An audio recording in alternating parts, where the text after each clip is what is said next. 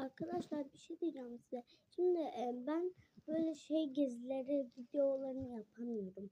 Mesela böyle aile kahvaltısı, yemek videoları falan yapamıyorum arkadaşlar. Çünkü iki tane benim yakışıklı abim var. Ona videolarda gözükmek istemiyor. Yanlışlıkla gözükünce direkt siliyor. Ondan diyor ki diğer abim de bütün videolarını sileceğim senin. Ondan arkadaşlar ben yapıyorum.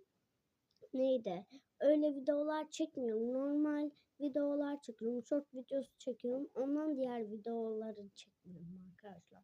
Normal öyle videoları da aklımdan gelmiyor bir de. Ondan short videosu geliyor sadece aklımda. Arkadaşlar yorum böyle yapmıyorsunuz ama yapmak isterseniz böyle yorumlar yapmayın arkadaşlar. Bay bay.